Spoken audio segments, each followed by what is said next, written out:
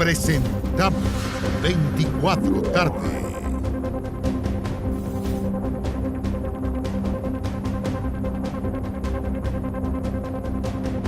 Muy buenas tardes, bienvenidos a la revisión de noticias en 24 tarde, 13 horas en punto, 22 grados en la capital, en una jornada de lunes 18 de abril marcada por las discusiones de los retiros previsionales en el Congreso, también en el Ejecutivo, obviamente una discusión que se divide en estos dos ámbitos. Ya estamos en la imagen junto a Marian Basso, también junto a Kevin Felgueras. Lo hemos estado revisando durante toda la mañana. La Cámara de Diputadas y Diputados discutirá y votará hoy a las 15 horas los proyectos, los proyectos de quinto retiro de fondos previsionales. Primero se verá el universal presentado por un grupo de parlamentarios y luego el proyecto acotado del gobierno. Más detalles en el Legislativo desde Valparaíso con Kevin Felgueras. Kevin, buenas tardes. ¿Cómo estás, Andrés? Muy buenas tardes. Ahora sí, día decisivo para ambos proyectos de ley de retiro de fondos previsionales. El acotado, el presentado por el Ejecutivo, que llega con la aprobación de dos comisiones, la Comisión de Trabajo y la Comisión de Hacienda, y que requiere en la sala de la Cámara de 78 votos para prosperar y eventualmente pasar al Senado, a su segundo trámite constitucional. El otro proyecto de ley, el retiro universal, presentado por varios parlamentarios, 7 mociones parlamentarias refundidas en una, que fue rechazado de la Comisión de Constitución de la Cámara de Diputadas y Diputados, llega con este informe negativo y requiere de 93 votos para ser aprobado. Si obtiene esos 93 votos, volvería a la Comisión de Constitución a su tramitación en particular. Si obtiene 92 o menos, este proyecto se archivaría. Ambas iniciativas se verán hoy a partir de 2 horas más. A las 3 de la tarde parte la sesión de la Sala de la Cámara de Diputadas y Diputados, donde cada uno de los proyectos de ley tendrá 4 horas para ser discutido, debatido, analizado por cada uno de los parlamentarios, que tendrán hasta 5 minutos para poder hablar sobre estas iniciativas, y posteriormente a aquellas 8 horas de debate, si es que se cumplen estos tiempos máximos, se procedería a la votación. Cerca de las 10, 11 de la noche ya podríamos tener el resultado de ambas iniciativas. ¿Podrían aprobarse ambas? Efectivamente puede ocurrir, aunque a esta hora de la tarde debemos decir que el panorama político para el retiro universal de los fondos previsionales es cuesta arriba. No se tienen los votos a esta hora para llegar a esos 93 como piso mínimo. Una de las estrategias que ha utilizado el Ejecutivo en los últimos días y durante este fin de semana largo fue precisamente el llegar con una propuesta que asegure a la oposición, a la centro derecha, que los fondos previsionales no pueden ser expropiados. Esa iniciativa debiese ser presentada durante las próximas horas acá en el Congreso Nacional y así despejar las dudas que hay en la centro derecha. Habló sobre esto el ministro de las Express, Giorgio Jackson, ayer en el Estado Nacional. Revisamos esas palabras. Hay dudas que se han gestado a partir de los fondos futuros, y mucha gente de la oposición nos dice: mira, a nosotros no nos gusta el retiro, sabemos que causan impacto negativo, pero nuestra base nos está demandando el retiro del 100% porque creen que les van a robar la plata. Nosotros dijimos, bueno, ¿cómo podemos garantizarles que eso no va a ser así? O sea, nosotros decimos, esto no va a ser así, y hay una desconfianza. Entonces, ¿cómo lo garantizamos? Y nos dijeron, póngalo en una reforma constitucional. Nosotros dijimos, bueno, pongamos una reforma constitucional, y la vamos a ingresar mañana, en la cual se garantice que todo ahorro por capitalización individual, que sea tanto ahora o después, esa plata tenga que ser propiedad exclusiva del trabajador o la trabajadora y que no pueda ser expropiable. Esa reforma constitucional, que será también un mensaje presidencial, es decir, un proyecto que nace en La Moneda y llega acá al Parlamento, debe ser ingresado en las próximas horas para ir despejando las dudas que se tienen en la centro derecha. El Partido Republicano, por ejemplo, que tiene a 15 parlamentarios dentro de su bancada, por ahora no ha tomado una determinación. Sigue en reflexión y esperan a la hora de almuerzo, en un par de minutos más, tomar la determinación de cuál va a ser el camino, si aprobar uno de los dos proyectos o rechazar ambos. En la Unión Demócrata Independiente hay divisiones. Ya se veía en Santiago que no se iba a adelantar una postura. En Renovación Nacional hay muchos parlamentarios que están por aprobar el quinto retiro universal, pero no el del Ejecutivo. Otros parlamentarios, como el diputado Andrés Celis, que es la postura contraria, rechazar el proyecto universal y aprobar el proyecto del gobierno. Las posturas están divididas también en la centroizquierda, donde muchos parlamentarios prefirieron cuadrarse definitivamente con el gobierno. Lo sabemos, por ejemplo, en voz de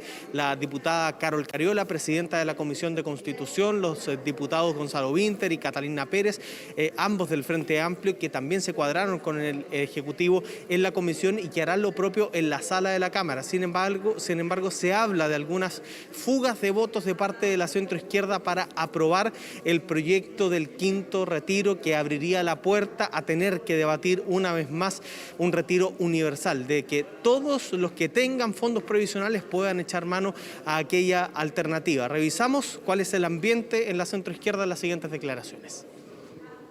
Yo me debo a la gente, creo que debo ser consecuente en este caso y por tanto votaré a favor del proyecto de retiro de reforma constitucional, porque creo que todavía la condición socioeconómica de mucha gente, de muchas familias, sobre todo de la clase media, de muchos emprendedores, sigue siendo compleja. Yo valoro, eso sí, que el gobierno haya abierto un camino de diálogo a través de la presentación de una iniciativa de lo que se ha llamado el retiro acotado. Por tanto, también votaré a favor del proyecto del Ejecutivo, voy a votar a favor ambos. Mi postura no ha cambiado en nada desde el primer retiro, yo voy a votar a favor del primer retiro, voy a apoyar el proyecto del gobierno porque existe un acuerdo de la bancada del Partido Socialista que lo vamos a apoyar con mucha fuerza.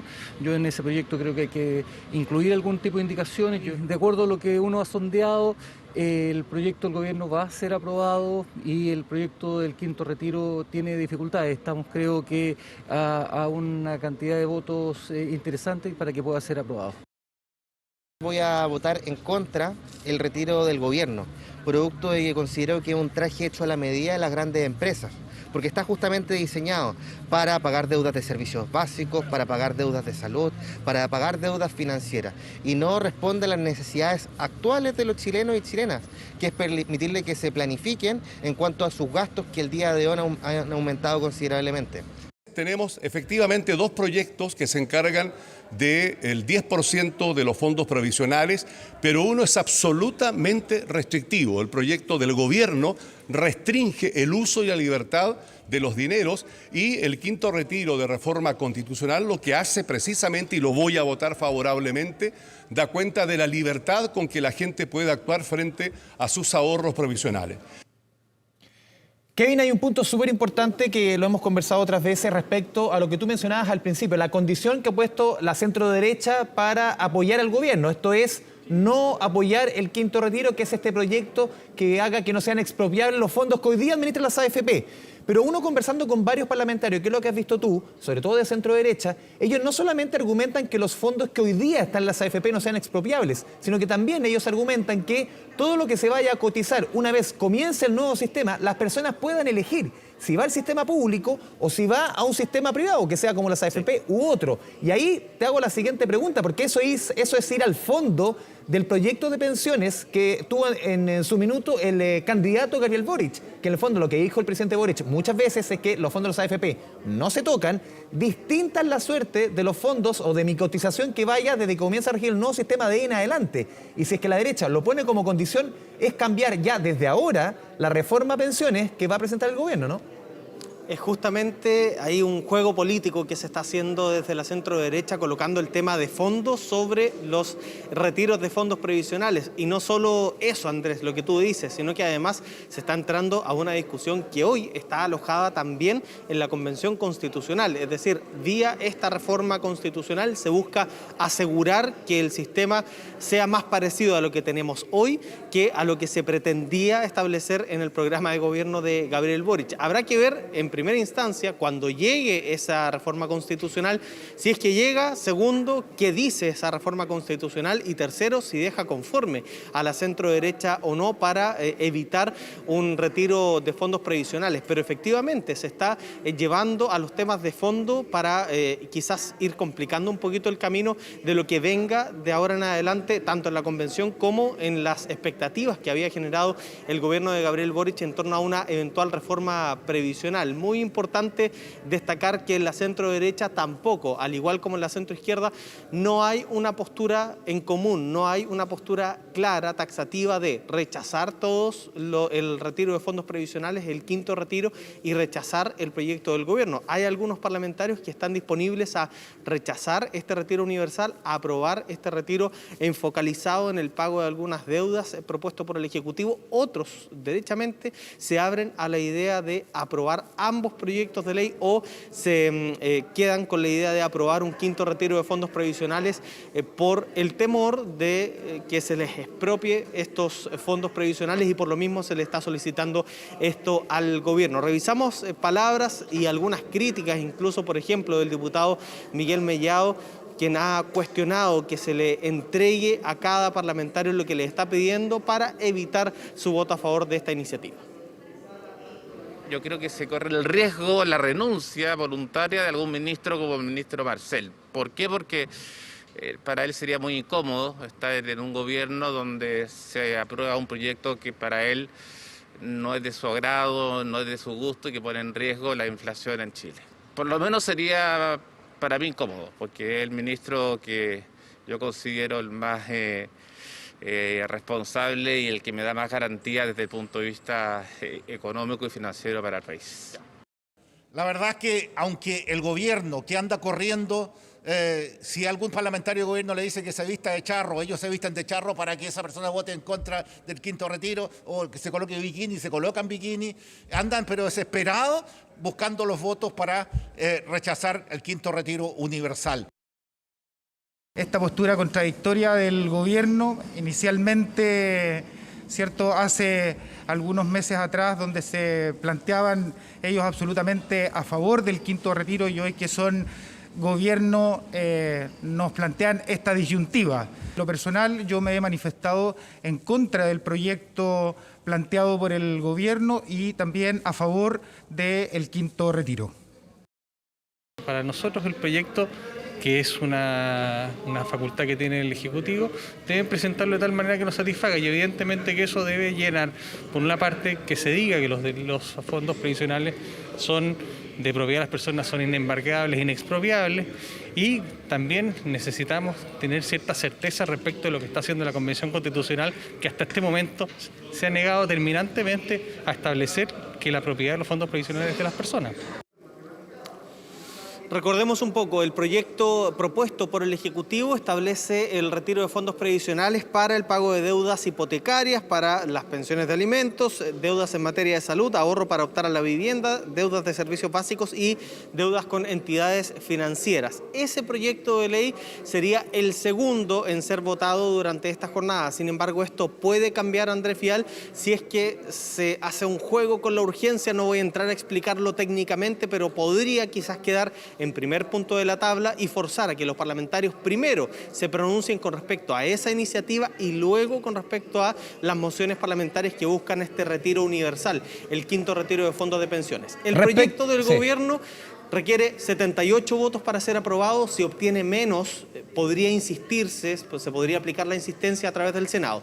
El proyecto de mociones parlamentarias requiere de 93. Si obtiene 92 o menos, ese proyecto se archiva y ahí entraríamos una vez más a la discusión si se puede o no volver a discutir este tema antes que pase un año, porque se rechazaría la idea de legislar. Kevin, en términos de tiempo cronológicos, esto empieza a las 3 de la tarde, cada discusión. Claro, aquí esperemos cuántos diputados van a hablar, cuánto van a hablar. Hay muchos puntos que se podrían ir para armar la respuesta a la pregunta que te voy a hacer. Más o menos serían unas 4 horas por proyecto, o eso está definitivamente, no sé, es difícil de calcular a esta hora, pensando que quizás los dos proyectos podrían estar votados, no sé, a medianoche hoy día. Si extendiéramos a que todos los parlamentarios se pudiesen inscribir para ambos proyectos, son 5 minutos cada uno, tendríamos 26 horas de debate, pero la buena noticia es que está acotado los tiempos para cada proyecto, son 4 horas, por lo tanto a las 3 y cuarto de la tarde, porque nunca se parte a la hora, debiese partir la sala de sesiones, de allí partir con el debate del primer proyecto y ver cuántos parlamentarios se inscriben para ese primer proyecto. Se pueden inscribir hasta los que duran en 4 horas, luego pasamos al segundo proyecto, 4 horas más, y eventualmente a las 11 y cuarto de la noche podría ser la votación si es que se inscriben una alta cantidad de parlamentarios. Si no, se vota un poquito antes, que puede ser perfectamente en el noticiario central de TVN. Ahí estaremos durante toda la tarde pendiente en esta jornada clave, como tanto le gusta mencionar a usted, señor Felgueras, que le vaya bien. Tal cual. Chao, chao. Y con los ojos puestos en el Congreso, esta mañana se reunió el Comité Político en el Palacio de la Moneda para analizar la votación en torno al quinto retiro. Más detalles ya te vemos en pantalla, Marian Basso. Marian, muy buenas tardes. Hola, muy buenas tardes a todos y todas quienes nos están viendo. Efectivamente, a partir de las 3 de la tarde, toda la atención del gobierno va a estar puesta en lo que suceda en el Congreso Nacional en la votación de estos dos proyectos para el quinto retiro del 10%. Negociaciones que claramente han sido intensas durante el fin de semana, justamente para que se rechace el proyecto universal, pero aprobar el proyecto paralelo del gobierno. Unas que fueron lideradas en los últimos días por el ministro de las Express, Giorgio Jackson, la ministra del Trabajo y también de Hacienda, justamente para tratar de cuadrar, de ordenar a los parlamentarios de las dos coaliciones de gobierno detrás de esta iniciativa del Ejecutivo que consideran es la mejor, justamente para no aumentar a altos rangos la inflación y también para atender a los problemas de las distintas partes de la población, ¿no es cierto? En eso han estado en los últimos días, pero también intensamente hoy día en este comité político que se realiza todos los lunes, pero que tuvo énfasis en lo que va a suceder hoy día en la tarde en este quinto retiro del 10%. Se estima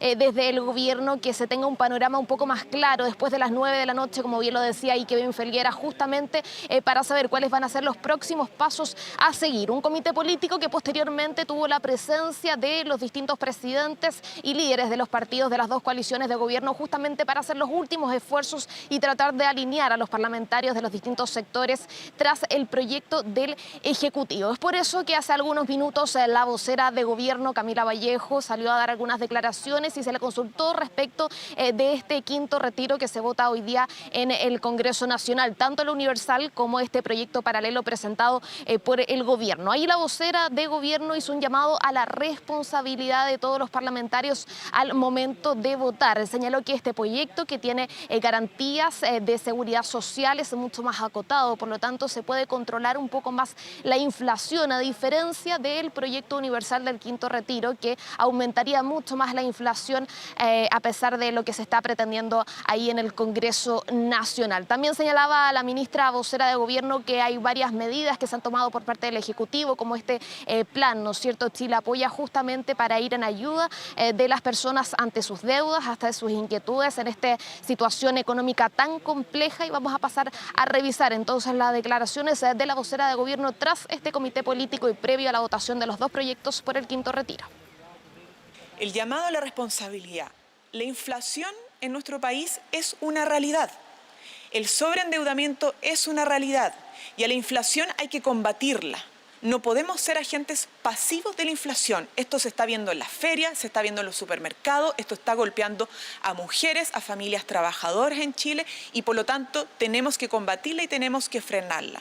Y por eso estamos proponiendo esta medida alternativa. Estamos jugados porque se apruebe nuestra opción, señaló la vocera de gobierno, justamente señalando que se están haciendo todas las medidas necesarias para que los parlamentarios voten en contra del quinto retiro universal y respalden la iniciativa del gobierno. Es por eso que señaló que hay varias indicaciones, un paquete que ya anunciaba el ministro de las Express ayer en Estado Nacional, justamente para tratar de alinear todos los votos oficialistas detrás de su iniciativa. Algunas indicaciones que podrían tener que ver con los arriendos, ¿no es cierto? También con contribuciones podrían ser algunas, o la exhibición de las altas autoridades de poder ser beneficiadas por parte de este proyecto de ley. Serían algunas de las indicaciones cuyos detalles, señaló la vocera de gobierno, serán entregados por el ministro de las Express. Indicaciones que podrían ser ingresadas si es que está en la venia de todos los comités en la misma sala, pero se espera que estas sean ingresadas posteriormente en el Senado cuando se espere que avance este proyecto de ley. Ahora también la vocera de gobierno se refirió al proyecto que será ingresado hoy día por parte del Ejecutivo, esta reforma constitucional, justamente para establecer la inexpropiabilidad de los fondos previsionales de los trabajadores y trabajadoras. Recordemos, una de las inquietudes por parte de la oposición que habían señalado como un requisito justamente para evaluar cuál van a ser sus votos en el Congreso Nacional durante esta tarde. La vocera de gobierno entonces ratifica, al igual que lo hizo el ministro de las Express el día de ayer en Estado Nacional, que se va a ingresar esta reforma constitucional para garantizar la inexpropiabilidad de los fondos, cuyos detalles van a ser conocidos durante esta tarde. Vamos a escuchar también cuáles han sido las reacciones desde la oposición, porque la vocera de gobierno ahí señalaba también que se espera que cumpla su palabra. Vamos a ver si es que efectivamente la oposición, ¿no es cierto?, va a dar su voto a favor, y estas fueron las declaraciones que señalaron durante esta mañana. Emplazamos al presidente Boric y al Ministerio de Trabajo y Previsión Social a sacar adelante la reforma previsional y terminar con estos proyectos de retiros del 10% que terminan afectando fundamentalmente los fondos previsionales de los trabajadores chilenos y que hacen poner en duda, tal como lo ha dicho el propio ministro Marcel, el plan de gobierno. Los fondos previsionales pertenecen a los trabajadores chilenos, son inembargables, inexpropiables y son heredables. Y yo quiero señalarle que acá nosotros no nos va a temblar la mano para defender este tema con toda la fuerza necesaria. Primero tenemos que ver la reforma, no la hemos conocido, entendemos que hoy día se va a ingresar a trámite legislativo a las 3 de la tarde. Segundo, mantener en suspenso nuestra votación, exigirle al gobierno también que haga la pega. Acá no puede jugar a dos bandas, o sea, ha tenido durante mucho tiempo un doble discurso en esta materia el propio presidente. Ellos han votado a favor los 4 retiros anteriores. Cuando nosotros decimos que no estamos para solucionarle un problema al gobierno, lo decimos también desde el punto de vista que exigimos negociación, exigimos que el gobierno se siente a la mesa justamente con este proyecto que para nosotros es importante para cuidarle la plata a los chilenos, para que no le roben la plata a los chilenos, y queremos verlo, ese proyecto. Ni el Ejecutivo, ni tampoco los parlamentarios de las dos coaliciones de gobierno, ni los convencionales militantes de los partidos que forman parte de este Ejecutivo están o tienen la intención de expropiar los fondos previsionales, fue lo que dijo la vocera de gobierno durante esta mañana justamente relativo a este tema, y señaló y fue muy clara al decir que espera que la oposición cumpla su palabra luego que se presente este proyecto de reforma constitucional para la inexpropiabilidad de los fondos previsionales. Esos fueron los dichos de la ministra justamente cuando es necesario, ¿no es cierto?, recabar la mayor cantidad de votos en contra de este proyecto del quinto retiro. Lo señalaban también las autoridades durante los últimos días. Es justamente necesario que se rechace este proyecto del quinto retiro universal para poder llevar a cabo las distintas reformas estructurales que ha propuesto el gobierno del presidente Gabriel Boric. Vamos a escuchar entonces ahí el emplazamiento que hace hoy día en la mañana la vocera de gobierno justamente respecto de este tema. Todo esto son conversaciones. Yo creo que las relaciones en política tienen que basarse también en reciprocidad, atendiendo a las necesidades de la gente, y esperamos que en ese sentido las iniciativas y las propuestas de los parlamentarios también se condigan con un buen trato y una buena recepción de las propuestas del Ejecutivo, sobre todo cuando estamos hablando en este contexto del quinto retiro.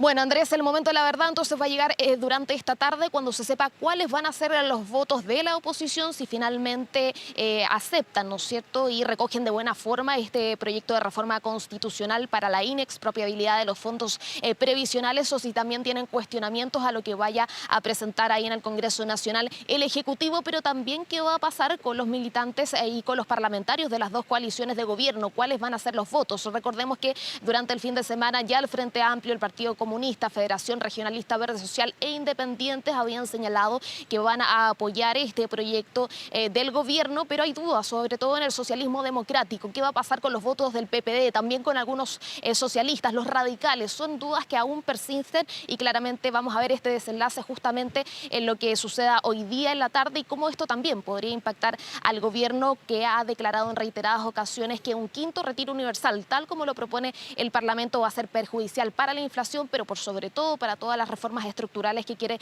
llevar adelante el gobierno del presidente Boric. Marian Basso, muchas gracias por la información desde el Palacio de la Moneda. Buenas tardes. Buenas tardes. 1 de la tarde con 23 minutos, revisamos información policial en 24 tarde. Delincuentes ingresaron a una casa que estaba vacía y realizaron diversos forados para robar al interior de un banco colindante. Esto es la comuna de Quilicura. Tras no conseguir su objetivo, los antisociales se llevaron del domicilio más de 1 millón de pesos en efectivo. Vamos con Fabián Collado con esta y otras noticias policiales de la jornada. Fabián, buenas tardes. Muy buenas tardes, Andrés. En plena plaza de Quilicura, o sea, en el epicentro de aquella comuna, es donde ocurrió este caso durante este fin de semana, ya que una familia que vive justo al lado del Banco de Chile, que está muy cerca del mall de Quilicura, Habían recibido un familiar que provenía de Estados Unidos. Habían tenido una reunión afín en Rancagua, en la región de O'Higgins, y por lo mismo el jueves viajaron hacia allá y regresaron durante la tarde de este domingo, cuando se percataron primero que el candado de acceso a su propiedad estaba cambiado, no correspondía.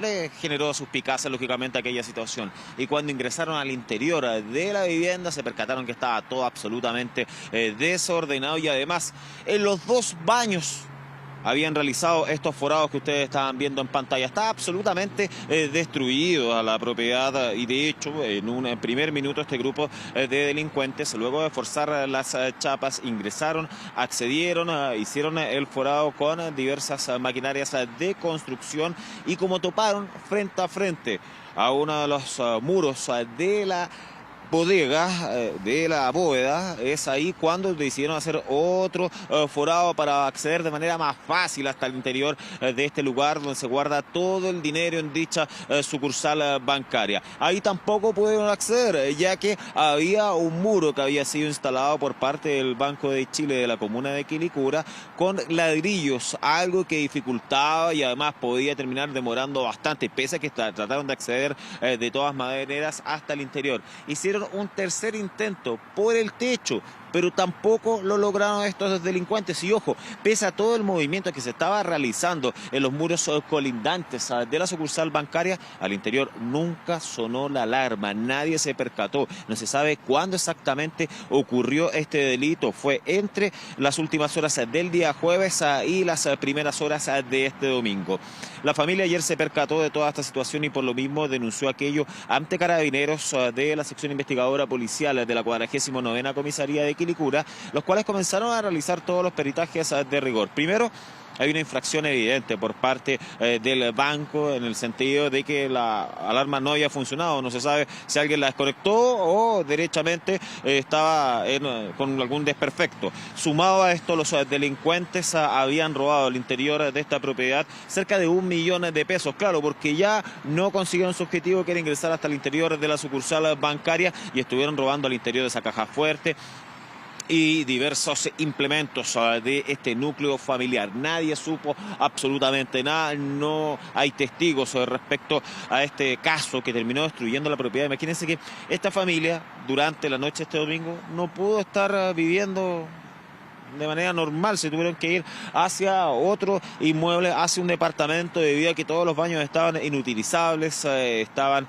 así de destruidos. Y ahora, ¿quién les paga todos estos daños? Pues bien, todo desordenado al interior de la propiedad, como ustedes están viendo en pantalla, donde se van a analizar por parte de Carabineros las cámaras de televigilancia de la plaza de Quilicura. Es para poder ver fundamentalmente el movimiento, cuándo ingresaron, cuánto estuvieron al interior. Al parecer, o todo indica que se podría haber tratado de un horario extenso que podrían haber estado realizando, intentando robar al interior de la sucursal del Banco de Chile de la plaza de Quilicura, que no lograron su objetivo principal, pero terminaron dañando profundamente a este núcleo familiar con estos daños y también con este robo de más de 1 millón de pesos en efectivo. Vamos a revisar declaraciones por parte de la dueña de casa y también Carabineros a continuación.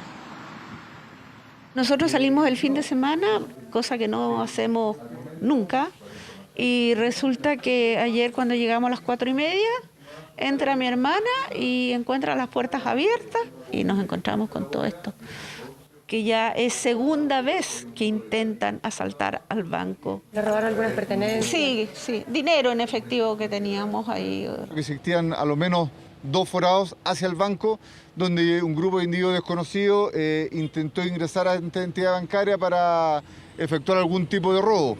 Se logró establecer por lo menos que a la bóveda no lograron ingresar. Las herramientas son herramientas de construcción pesada, ¿no es cierto?, eléctrica, con lo cual obviamente hicieron 2 forados de tamaño considerable, donde permitía por lo menos el ingreso de una persona en forma fácil. No hubo desconexión de la red eléctrica, ni de esta casa, ni tampoco del banco. ¿Qué es lo que se va a solicitar? Mediante vía judicial, tener acceso a las cámaras de seguridad por parte de Carabineros con el fin de poder ver todo el movimiento en los alrededores y así facilitar esta investigación. Nos decía la familia, segunda vez que intentan ingresar al banco. La primera fue en medio del estallido social, donde incluso en su casa, tuvieron que frustrar un incendio que estaba comenzando y era para atacar dicha sucursal. Y ahora, mediante este robo que dejó destruida su casa, todo desordenado, además con más de 1 millón de pesos que les llevaron, y ahora no saben quién les va a pagar todos los arreglos que tienen que hacer por parte de estas personas. Vamos a revisar otra información y ahora nos trasladamos hacia el sector oriente de la capital, donde el reconocidísimo comediante Stefan Kramer fue víctima de un robo. Él había estado actuando durante este fin de semana en el casino de Viña del Mar junto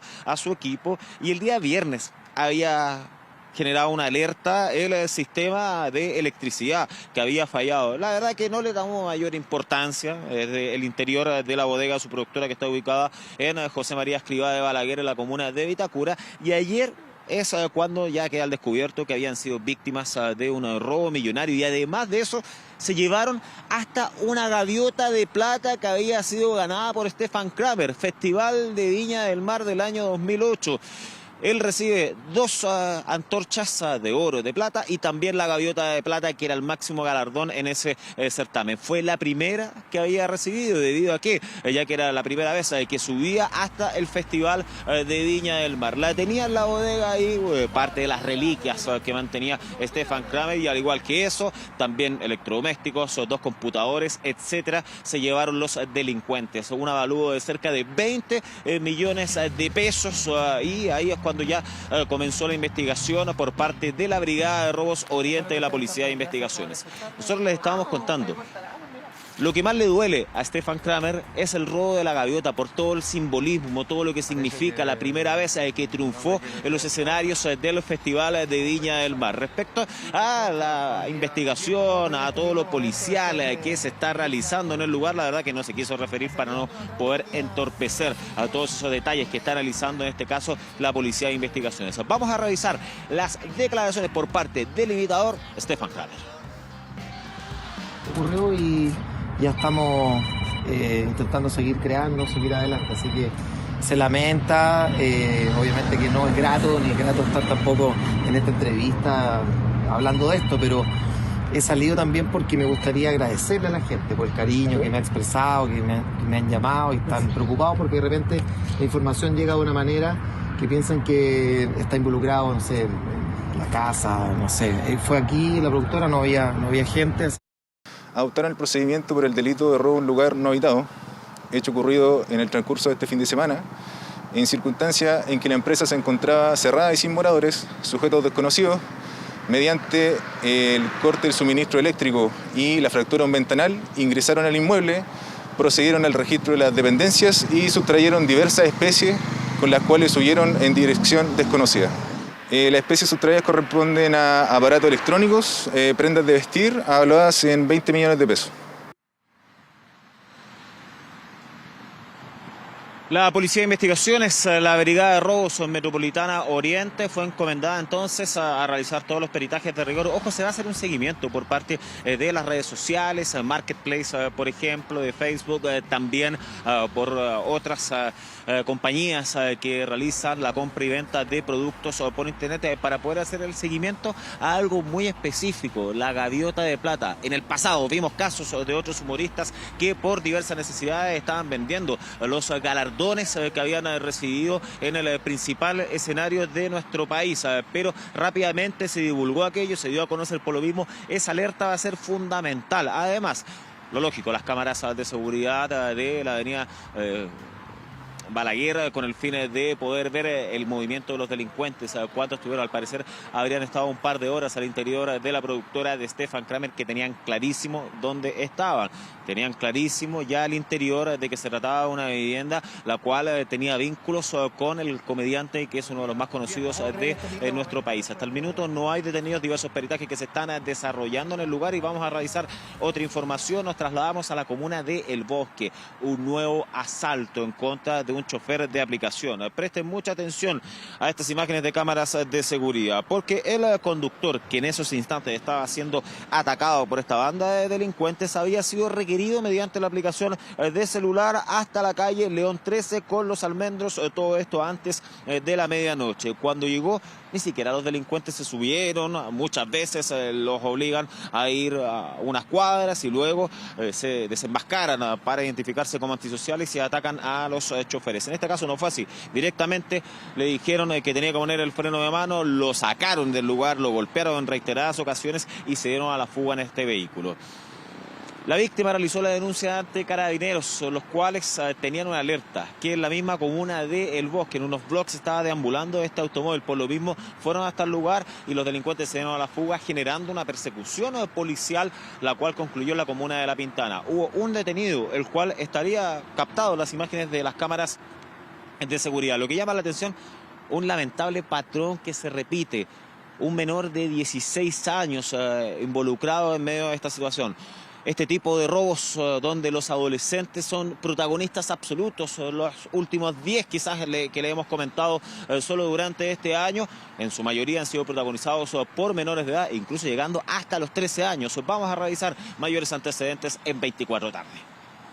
Logra divisar un vehículo, el cual horas antes habría sido robado por el intermedio del delito de robo con violencia a un operador de la aplicación Didi. Ver la presencia de Carabineros, raudamente se dan a la fuga.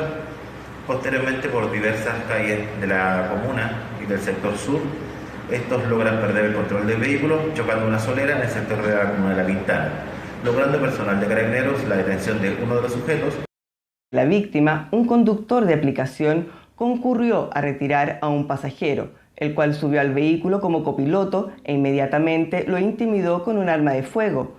Momentos en que aparecen otros 3 desconocidos, quienes lo amenazan con pistolas y obligan a bajar del automóvil. Carabineros localizó el vehículo robado con 4 ocupantes, logrando detener a uno de ellos, un adolescente de 16 años, quien será formalizado en horas de esta tarde. Situación preocupante, sobre todo por el análisis, las estadísticas que ha realizado Carabineros durante este primer trimestre. Fíjense en lo que llevamos el año. El robo violento a vehículos ha ascendido a nivel nacional a cerca de un 86%, un 76% acá en la región metropolitana, donde están vinculados claramente este tipo de atracos y donde les decíamos, los protagonistas sobre todo son adolescentes, Andrés. Fabián Collado, muchas gracias por la información policial. Muy buenas tardes. Son las 1 de la tarde con 36 minutos. Hay 22 grados en la capital. Vamos a la pausa en 24 tarde.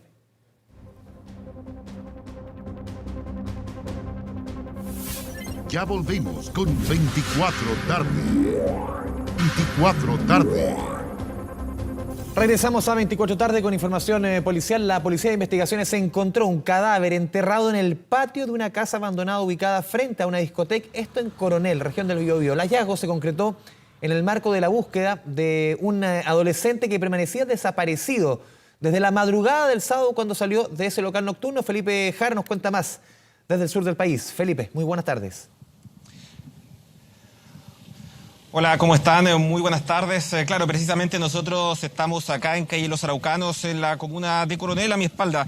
El local en donde estuvo durante la noche y la madrugada del día sábado Nicolás Payán, de 16 años. En este momento ahí se viven momentos de mucha angustia, también de rabia, impotencia, y es que hace algunos minutos finalmente la Policía de Investigaciones, también la Fiscalía, confirmaron precisamente que se encontró el cuerpo de este adolescente, dando paso también a la reacción de su familia, amigos que estaban acá en este lugar, que por supuesto reaccionaron con mucha rabia tras esta confirmación. Y es que el cuerpo de este menor se encontró a unos 50 metros, el cuerpo de este adolescente se encontró a unos 50 metros de precisamente el local nocturno al que llegó con familiares, con amigos también, la noche del día viernes y la madrugada del día sábado. A eso de las 5 de la mañana, él se iba a retirar precisamente con su prima de este lugar. Lo estaban esperando en un vehículo afuera del local. Pasaron 5 minutos aproximadamente desde que se separaron, lo estuvieron esperando y nunca regresó. Ahí comenzó esta búsqueda en primera instancia por parte de familiares, se puso una denuncia por presunta desgracia y posterior a ello la Fiscalía entonces dio instrucciones a la Policía Civil, es decir, a la Policía de Investigaciones, para que entonces realizara las indagaciones. Se estuvo buscando en distintos puntos, acá en las inmediaciones de este lugar, también en el sector Maule, todo esto acá en la comuna de Coronel, y también se estuvieron realizando diligencias precisamente en esta vivienda, donde finalmente se encontró su cuerpo el día de hoy, una vivienda que está frente a este local a unos 25 metros aproximadamente. El día domingo, ayer, se estuvieron realizando diligencias en ese lugar. Se trata de una vivienda abandonada, pero que de acuerdo a lo que dicen testigos, durante las últimas semanas habría estado habitada por personas que derechamente la ocuparon. Lo quiero dejar con la imagen en vivo de lo que se está viviendo acá en este momento. Yo se los decía anteriormente, precisamente la reacción que tuvieron los cercanos, los familiares de este adolescente, de Nicolás Payán, luego de que se confirmara que el cuerpo se encontraba en la vivienda que precisamente estamos viendo en la imagen en vivo de mi compañero Jonathan Espel. Se trata precisamente de un fuego, un incendio que precisamente se está registrando en ese inmueble, en donde, hay que decirlo, se encontraba en el patio el cuerpo de este adolescente. Estaba enterrado aproximadamente a 1 metro. Precisamente declaraciones que se entregaron, entrevistas que se realizaron, guiaron la investigación hasta este lugar precisamente, en donde ya se habían estado realizando diligencias en los días anteriores. Esa fue una situación que llamó poderosamente la atención justamente de los familiares. El día domingo acá se habían estado realizando peritajes por parte de la Policía de Investigaciones. Sin embargo, no se encontró nada, sino hasta la mañana de este día lunes, a eso de las 10 de la mañana aproximadamente, comenzaron a llegar más equipos precisamente de la Policía de Investigaciones hasta ese lugar. Y yo se los decía hace pocos minutos, primero entró la familia, nos decían ellos, pudieron efectuar un reconocimiento de las vestimentas y fue pasada las 13 horas, hace algunos minutos atrás, cuando finalmente la Policía de Investigaciones, junto al fiscal que estaba encabezando esta indagación, entregaron ya la confirmación 100% a través de huellas dactilares. Finalmente se pudo comprobar que el cuerpo que fue encontrado durante la mañana de este día lunes, acá en esta vivienda, que ya estaba abandonada hace unos 10 años aproximadamente, se halló el cuerpo de este adolescente que fue buscado durante todo el fin de semana, incansablemente por sus familias, por amigos acá en la comuna de Coronel. Les hablaba yo de la confirmación que entregó hace algunos minutos la policía, la fiscalía. Hablamos también con familiares, los quiero invitar a que pasemos a revisar esas declaraciones. Nosotros pedíamos que vinieran con perros, con rescatistas, porque si alguien está enterrado no lo van a encontrar al tiro, es obvio. Un 99% que es él, porque le vieron la ropa y todo. Pero estaba aquí, tiene que haber estado desde antes, porque está enterrado. Yo lo único que quiero es que se haga justicia, que encuentren a la gente, porque todavía no encuentran a nadie. Y no es solo una persona, esto no lo hizo solo una persona, mi hermano era grande, no se lo pudo haber llevado una sola persona, tiene que haber sido un grupo que tienen que haberlo traído para acá y le hicieron daño por un teléfono. Una desesperación que uno tiene puesta, todavía no es seguro si es mi hijo, el 100%. Si es mi hijo, pido justicia, que los que me arrebataron a mi hijo paguen. Es lo único que yo pido, que paguen, porque es una familia que están destrozando. Se empezó a trabajar con una presunta desgracia que fue a raíz de una denuncia formulada en la Vicrim Coronel, conjuntamente con el Ministerio Público, y en concordancia con él proveyó una orden de investigar verbal. En ese contexto, un equipo multidisciplinario compuesto por la Unidad Territorial y la Brigada de Homicidios comenzaron a trabajar recopilando elementos de juicio y materia que han permitido en este momento encontrar el cuerpo de la víctima. Se trata, como dijo el fiscal, de un varón adolescente. Estamos en un proceso de orden investigativo. En este momento nosotros estamos aportando todos los elementos de medio y juicio para efectuar todas las diligencias conducentes al esclarecimiento del hecho.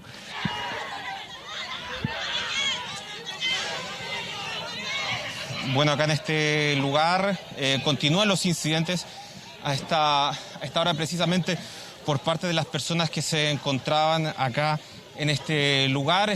Están ahora, precisamente yo les decía de la cercanía del sitio del suceso con el local nocturno en donde se encontraba este joven y en donde finalmente se le pierde el rastro. Personas precisamente se acercaron ahora hasta este local nocturno en donde se encontraba y donde se le pierde el rastro. Recordemos que este local cuenta con cámaras de seguridad, sin embargo, no hay cámaras que muestren el exterior del local, que es precisamente el momento de mayor importancia, porque es cuando este adolescente se estaba retirando del lugar que se le pierde el rastro. Hay cámaras del interior, pero no así del exterior de este local nocturno. Y lo pueden ver ustedes en las imágenes, la cercanía de este local nocturno con la vivienda en donde finalmente se encontró el cuerpo. Son dos sitios que están uno frente al otro y en donde finalmente se encuentra este cuerpo.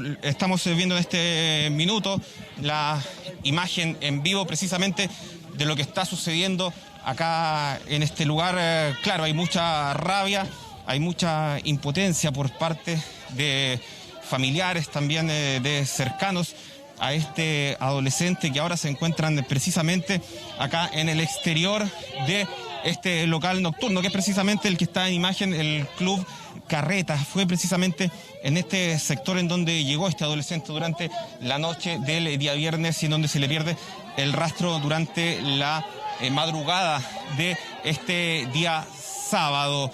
Yo les hablaba también de la vivienda en donde finalmente se encontró el cuerpo de este adolescente. Es una vivienda que estaba abandonada hace aproximadamente 10 años. Nosotros precisamente pudimos hablar con los vecinos respecto de esta situación. Ellos, claro, nos comentaban de la preocupación. Estamos viendo precisamente las imágenes de mucha tensión que se viven en este momento. Hay mucha rabia, se los decía yo, por la situación que se registró acá al interior de este local. En primera instancia, los familiares habían manifestado que no se les habían entregado las cámaras de seguridad. Sin embargo, estas cámaras se proporcionaron posteriormente. Las familias, la familia y los amigos lo que están reclamando en este momento, y es la única situación que ellos lo han manifestado públicamente que les generó molestia, es el hecho de la seguridad de este local, que no contaba con cámaras hacia el exterior. Se los decía yo, tiene cámaras en el interior. De hecho, esas cámaras se proporcionaron, pero en este momento precisamente le están increpando a los representantes de este local nocturno esta situación que tiene que ver con la eventual falta de seguridad en el exterior de este local, ya que yo se los decía anteriormente, no hay cámaras de seguridad que muestren el exterior del local. De hecho, hay una cámara que, si ustedes lo pueden ver, está sobre el letrero en donde está el nombre del mismo local. Sin embargo, esta cámara no proporcionó imágenes, no tiene las familias esas imágenes en este momento. Aparentemente son cámaras que no estaban en funcionamiento, por eso las imágenes exteriores no están. La familia entiende que son registros clave porque es en el exterior cuando se le pierde el rastro a este adolescente. Sin embargo, esto, claro, podría haber facilitado quizá la investigación, la indagatoria, saber qué le pasó a este adolescente cuando sale. Sin embargo, lamentablemente, eso no se tiene en este momento debido a que esas cámaras no se cuentan en este momento, y es esa situación la que ha gatillado la molestia. La molestia y la rabia de los vecinos, de los familiares acá en este lugar. Les hablaba yo también de la molestia que genera otra situación que tiene que ver con el abandono de esta casa, que ya está siendo ocupada hace algunas semanas, pero claro, era un foco de inseguridad de acuerdo a lo que dicen los vecinos. Los quiero invitar a que pasemos a escuchar también declaraciones al respecto. Todo abandonó y empezaron a desarmarlo de a poco, ¿sí? Así que no. ¿Hace cuánto tiempo que estaba abandonada esa casa? Hace años. Años. Hace más de 10 años que está abandonada, sí.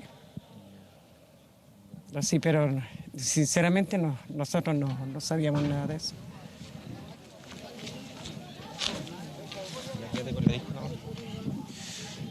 Claro, seguimos acá en este lugar precisamente, en este ambiente de mucha rabia, mucha tensión y que hay en este momento familiares y amigos se están volcando precisamente esa rabia, esa impotencia que existe hacia el local en donde precisamente estuvo durante la noche del día viernes y madrugada del día sábado Nicolás Payán Martínez, de 16 años, un local que estaba aproximadamente 25 metros, no más que eso, del lugar en donde finalmente se encontró su cuerpo durante la mañana de este día lunes. Acá en este lugar hay que decir que en este momento no hay resguardo por parte de Carabineros, al menos Carabineros estuvo durante la mañana acá en este lugar. Ahora no se ve el personal policial en este lugar, están los familiares, precisamente acá en este lugar, los amigos, los cercanos, tanto Carabineros como la Policía de Investigaciones se retiraron de este lugar tras el levantamiento del cuerpo por parte del Servicio Médico Legal, que ahora tiene que hacer los últimos peritajes, las últimas indagatorias para precisar otros elementos que resta por acreditar, como por ejemplo lo que tiene que ver con la data de muerte de este adolescente que estuvo sus últimos minutos de vida acá en este lugar, en el Club Carreta, acá en la comuna de Coronel, mientras sigue desarrollándose la investigación que en este momento está guiando la Fiscalía de Coronel y que dejó en manos de la Policía de Investigaciones. Los dejamos con la imagen en vivo de lo que está ocurriendo acá en este lugar, los incidentes, la molestia, la rabia, la impotencia por parte de amigos de Nicolás Payán Martínez, de 16 años, tras la confirmación de su muerte durante la mañana de este día lunes. Sí, queda en evidencia ahí en la imagen la indignación de juventud, también de vecinos de Coronel, en esta zona de la región del Biobío. Tú nos contabas bien, de acuerdo a la imagen que ustedes nos entregaban en el testimonio, no son más de 25 metros de distancia entre el lugar donde fue encontrado el cuerpo de este joven y justamente la discoteca, y la indignación de los vecinos por no poder encontrar una respuesta respecto a los responsables de este hecho. Felipe Jara, retomamos el contacto contigo en caso de ser necesario. Muy buenas tardes. Vamos a cambiar completamente de tema, nos vamos a la región de Valparaíso. Un lamentable final tuvo la tradicional quema de Judas, esto en Valparaíso. Durante la actividad, un vehículo pasó por el lugar a alta velocidad y atropelló a un niño de tan solo 10 años. El conductor se fugó. Mónica Holguín con todos los detalles. Mónica, afortunadamente, al parecer, este niño estaría fuera de riesgo vital, ¿no? Así es, afortunadamente, como tú dices, muy buenas tardes, está fuera de riesgo vital, pero los minutos que se vivieron anoche durante esta tradición que se lleva a cabo acá en Valparaíso fueron realmente desesperantes para todos quienes lo presenciaron, porque estamos hablando de un drama que tiene afectada obviamente a una familia porteña, pero no solo a una familia, sino también a toda una comunidad, porque la quema del Judas se realiza acá, justamente en esta avenida donde nos encontramos, Juan Pablo II, en el sector de Rodelillo, en Valparaíso, y es una tradición familiar. A eso de las 9 de la noche, un vehículo pasó a toda velocidad. Alguien con mediano criterio, ¿no? Cuando ve una aglomeración de más de 100 personas, que era lo que decían que se había juntado a esa hora acá en este lugar, baja la velocidad. Sin embargo, en estas imágenes que son bastante impactantes, queda de manifiesto que esta persona acelera incluso, y es en este momento cuando pasa a llevar a un niño de tan solo 10 años que estaba atravesando por el paso de cebra que se ve a mi espalda, un paso de cebra que, hay que decirlo, también está bastante despintado, al igual que el lomo de toro que se encuentra un poco más arriba en esta arteria que es principal, porque conecta con Valparaíso, conecta con Viña del Mar, entonces es de muy alto tránsito y también de tránsito de la locomoción colectiva. Fue esa hora entonces cuando este niño de 10 años se encontraba con su tío, con su prima, habían venido a presenciar esta actividad, la quema del Judas, una tradición en el sector de Rodelillo, y fue en ese momento cuando es alcanzado por este vehículo que pasa a alta velocidad, se da a la fuga, no presta ayuda,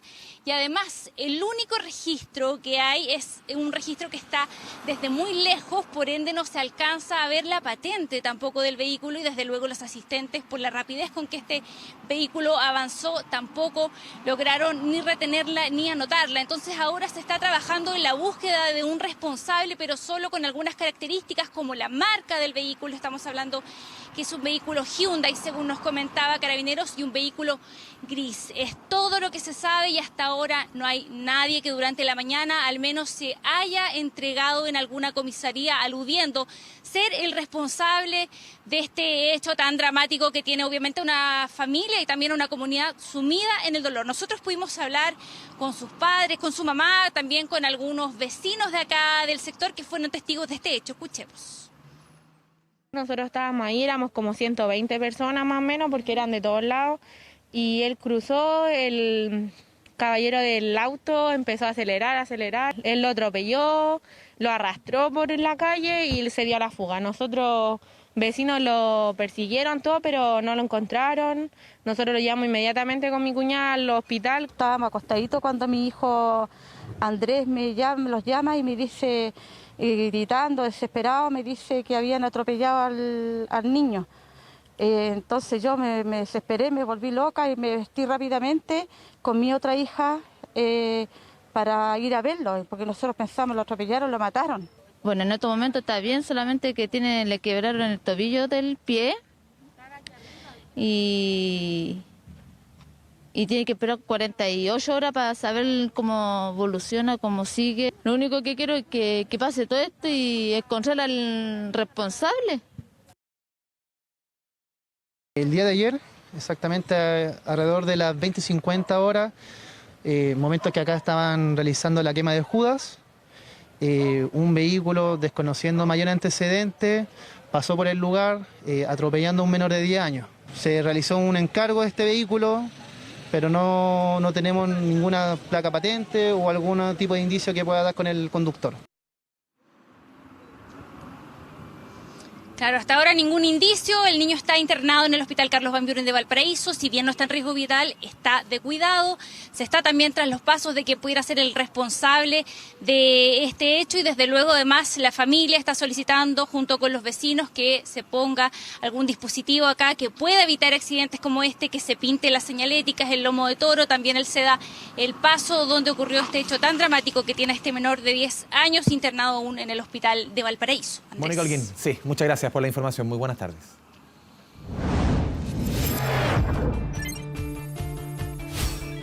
Internacional. Revisamos la información internacional más relevante de este lunes 18 de abril junto a Andrea Aguilar, aquí en el estudio. Andrea, buenas tardes, te iba a decir buenos días. Buenas tardes. ¿Cómo estás, Andrés? Muy buenas tardes. Iniciemos en Ucrania porque hace pocos minutos el presidente de Rusia, Vladimir Putin, anunció que le va a dar el título de héroes a las tropas que combatieron la ciudad de Bucha. Obviamente ha causado muchísima molestia entre la comunidad internacional porque se trata de un título honorífico que va a recibir esa Brigada 64 a la que muchos cuerpos de inteligencia culpan de lo que fue la masacre en Bucha ya hace un par de semanas. Lo acusan además de haber perpetrado esta masacre que dejó centenares de muertos, entre ellos muchísimos niños y también mujeres civiles sobre todo, que dieron quizás una de la cara más cruda y más dura que ha tenido esta guerra en Ucrania. Lo que hizo el mandatario ruso fue publicar este decreto. Agradeció a las tropas que se tomaron Bucha por lo que él califica heroica labor en defender la soberanía rusa y también los intereses nacionales en Ucrania.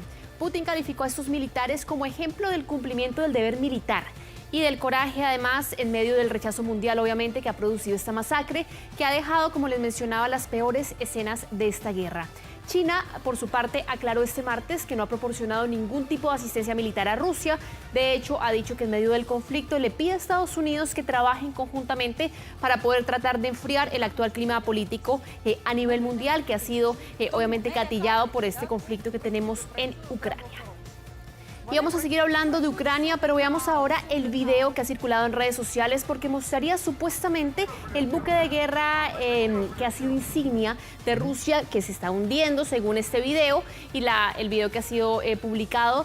Y esto ocurrió, Andrés, la semana pasada. Recordemos además que el video y que algunas imágenes coinciden efectivamente con la forma, con el diseño del crucero de misiles. Las imágenes supuestamente fueron tomadas el 14 de abril, que fue un día de los primeros reportes de este humo saliendo. este buque ha de cierta manera equilibrado las fuerzas entre Rusia y Ucrania. El jueves pasado, el 14 de abril. Exactamente, lo que dicen muchos expertos, porque finalmente demuestra que Ucrania sí que está en capacidad de hacer daño militar grave y considerable a este buque, que era el emblema de Rusia en el Mar Negro. Desde Rusia aseguran que un incendio a bordo fue lo que hizo que explotaran las municiones de la embarcación, que posteriormente se hundió mientras lo remolcaban. Ucrania reclamó el ataque, donde presuntamente habrían golpeado también el buque con misiles, y estas nuevas imágenes realmente no respaldan de inmediato ni la hipótesis de Ucrania de que fue autoría de ellos este ataque, ni tampoco lo que dice Rusia, que simplemente se trató de un incendio. Pero hay que decir que cuando se produjeron estas imágenes, Rusia habló y le dijo a sus ciudadanos que estaban prácticamente viviendo la Tercera Guerra Mundial.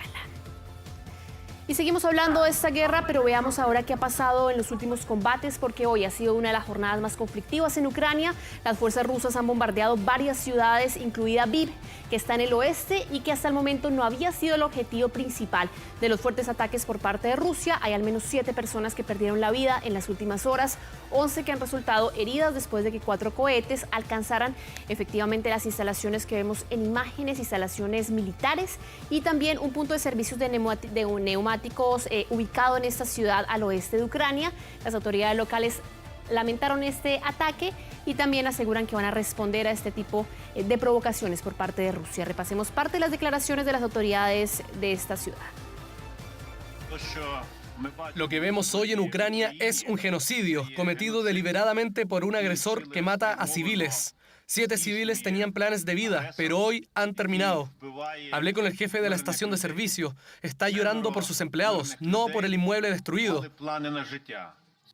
Importante mencionar que este bombardeo se produce justo cuando las fuerzas rusas intensifican los ataques en varias ciudades ucranianas. Según las autoridades de Rusia, sus militares han atacado un total de 315 objetivos en Ucrania, y todo esto ha sucedido en la última noche.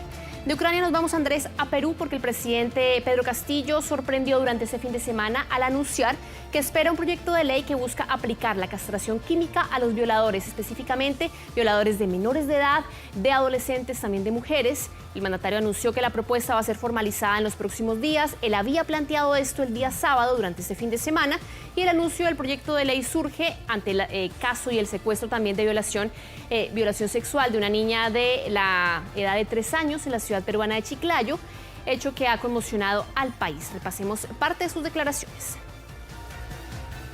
Reiteramos nuestro repudio y exigimos la máxima sanción a aquellos que agreden sexualmente a nuestros niños y a las niñas del país, como ha ocurrido recientemente. Por eso estamos haciendo todos los esfuerzos para implementar y ejecutar políticas públicas de prevención y erradicación de la violencia de forma transversal.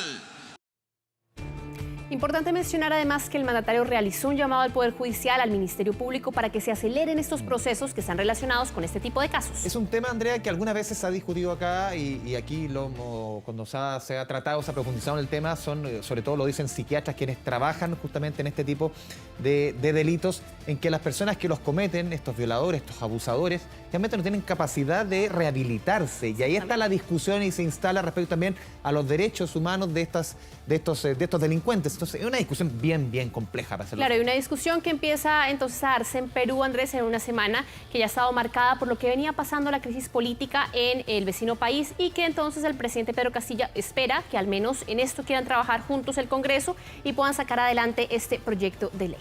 Vamos a revisar ahora las imágenes que siguen llegando desde Shanghái, porque reportaron las primeras muertes después de lo que conocimos como el cierre de la ciudad, de las imágenes muy dramáticas que han venido llegando desde esta ciudad de China. Las 3 personas registradas este lunes incluían a 2 mujeres, a un hombre, todos adultos mayores entre los 80 y los 90 años. Según informes entregados, no estaban vacunados contra el COVID-19, que era algo bien extraño porque en China ha sido la meca prácticamente de la vacunación en el tema del COVID-19, y el brote de la variante Omicron en la ciudad china de más de 24 millones de habitantes ha infectado al menos a 320.000 personas desde el mes de marzo. Es un brote que en el gigante asiático se dio en el comienzo de la pandemia, pero que a pesar del elevado número número de casos, se ha atribuido 0 muertes. Ellos venían en esta política de 0 COVID, que era muy estricta, que ha tenido muchas imágenes dramáticas que tiene que ver con la separación de los niños de sus padres, una política que echaron finalmente para atrás, con todo el desabastecimiento que se estaba viviendo en Shanghái. Solamente este domingo las autoridades de la ciudad reportaron 22.248 casos nuevos, que eso a nivel de China es una cifra enorme y respondería entonces a el nivel tan estricto que están usando las autoridades del gigante asiático para poder controlar este brote en una de sus principales ciudades. Claro, estamos hablando de una ciudad de 26 millones de habitantes. Claro, 26 millones de habitantes confinados completamente. Y todo el tema logístico que eso encarna, Andrés, que es el hecho de que hay desabastecimiento, de que la gente no tiene medicinas. Veíamos esas imágenes de la gente gritando por los balcones porque justamente no tenía acceso a los productos básicos. Pero si en China se retrocede, en Brasil se avanza, porque el gobierno de este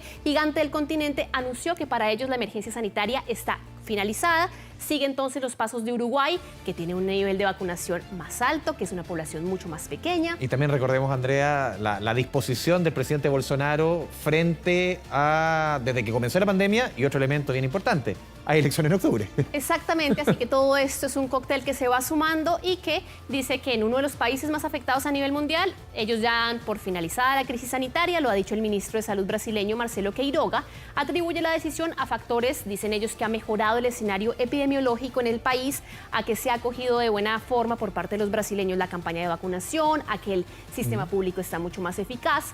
Queiroga aclaró que el fin de emergencia no significa el fin del COVID-19. Brasil es uno de los 3 países que ha sido más golpeado a nivel mundial por la pandemia. Solamente este domingo reportó 22 muertes, pero eso, a pesar de que son obviamente vidas humanas, es muy inferior a las cifras que ha tenido a nivel nacional en otros momentos y se supone además el menor nivel registrado en el país en más de 2 años, que también habla de un avance en términos de Brasil. Y nos vamos a quedar justamente en Brasil, Andrés, porque los músicos de samba, el ambiente del carnaval, ya se convirtieron en el centro de lo que está pasando en Río de Janeiro. Si ya no hay COVID-19, si ya no hay emergencia sanitaria, se está preparando obviamente todo para el Festival del Río de Janeiro. Hay cerca de 300 asistentes en el Cordado de Boitata, que se ha convertido en una de las fiestas de barrio más reconocidas en Río de Janeiro, los llamados blocos, que son estos bloques específicamente de bailarines, de estudiantes de danza que se van turnando todo ese tipo de desfiles. Estuvieron con esos coloridos disfraces que presentaban a las monjas, a los demonios, a los superhéroes.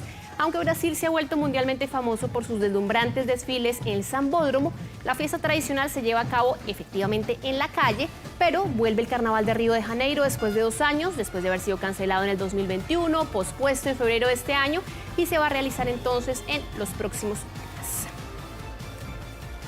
Y seguimos hablando de reactivación turística. Tenemos que irnos hasta Australia porque el primer crucero desde que comenzó la pandemia llegó este lunes a la ciudad de Sydney. Esto en los últimos 2 años no se había visto este tipo de embarcaciones en el puerto de la ciudad. A los cruceros no se les había permitido atracar en este país oceánico desde la muerte de casi 30 pasajeros que, recordemos, contrajeron COVID mientras estaban viajando en el barco Ruby Princess. Eso pasó en marzo del 2020 y el Pacific Explorer llegó solamente con la tripulación, que estaban obviamente felices de volver a funcionar. La embarcación tiene capacidad para casi 2.000 pasajeros, es operado por 924 miembros del personal a plena capacidad y los medios australianos informaron que el barco va a dar la bienvenida a sus próximos pasajeros.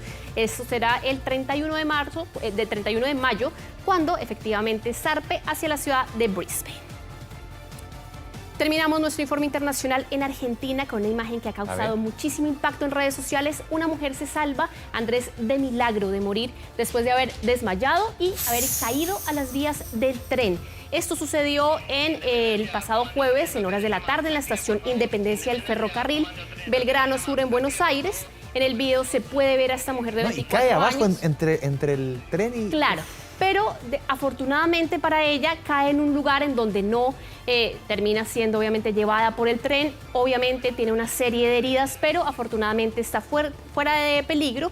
En ese momento uno de los trenes llegaba a la estación, la joven se desvanece, cae debajo del vagón y la situación fue vista por el Comando de Trenes Seguros pertenecientes a los trenes argentinos, desde donde se solicita obviamente la intervención de la ambulancia, y los médicos junto con el personal de seguridad de la estación ferroviaria asistieron a esta joven, la rescataron, ya fue atendida en el hospital local Alberto Balestrini y se encuentra en buen estado de salud. Afortunadamente fue dada de alta, terminó con algunas contusiones, pero nada nada de gravedad después de haber visto esta imagen. Porque uno piensa que rebota con el tren. En una primera instancia, obviamente, la imagen se hace el mosaico, pero cae, que eso es lo impactante, y que salió con vida y prácticamente con muy poco consecuencias respecto a lo que uno podría haber pensado. Andrea Aguilar. Salvada de milagro. Sí, muchas gracias. Que estén bien, buenas tardes. Son las 2 de la tarde con 14 minutos, nos vamos a la pausa aquí en 24 tarde.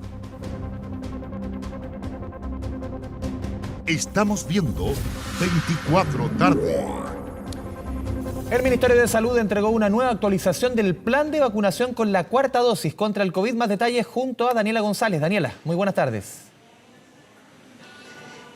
¿Cómo estás, Andrés? Buenas tardes. Claro, es importante ir avanzando en el proceso de vacunación porque muchos millones de personas están hoy día inoculados contra el COVID-19 en Chile, pero todavía hay mucha población rezagada. Por eso vamos a recordar a quienes les corresponde específicamente la segunda dosis de refuerzo para esta semana. Todas las personas mayores de 18 años que hayan recibido su primera dosis de refuerzo o la tercera dosis hasta el 31 de octubre del año 2021. El personal de salud también puede acceder, por supuesto, hasta cuarta dosis, pero ellos tienen como fecha tope el 26 de diciembre del año 2021, pensando en que tienen que tener menos tiempo de espera para estar inmunizados porque están mucho más expuestos al COVID-19. Mucha gente ha llegado a los vacunatorios a inocularse con alguna de estas fórmulas.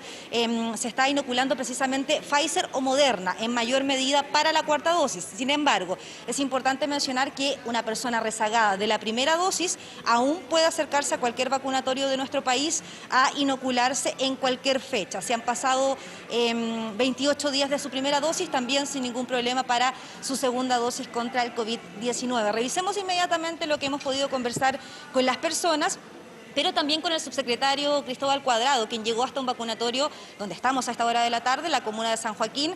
Él aquí se vacunó su cuarta dosis, pero también aprovechó de hacer el llamado a la población a vacunarse, reforzar ese llamado, que es lo fundamental en esta etapa de la pandemia. Revisemos inmediatamente esas declaraciones. Yo a veces predito igual, si uno tiene que esperar nomás. Sí, claro. ¿Hace tiempo no se veía en fila? Más o menos, pero no me busco después de dos pandemias y todas las cosas que han pasado. La paciencia es lo que tenemos que tener. Súper bien. Igual con las medidas, bueno, esperar que siga todo bien, aunque no hayan sacado la mascarilla, igual seguir cuidándose harto. Pero bien, súper. ¿Crees que es una buena medida ir avanzando en la vacuna del COVID, por lo menos? Sí, yo creo que sí. Que una buena vez se termine esto. Me corresponde ahora la cuarta dosis.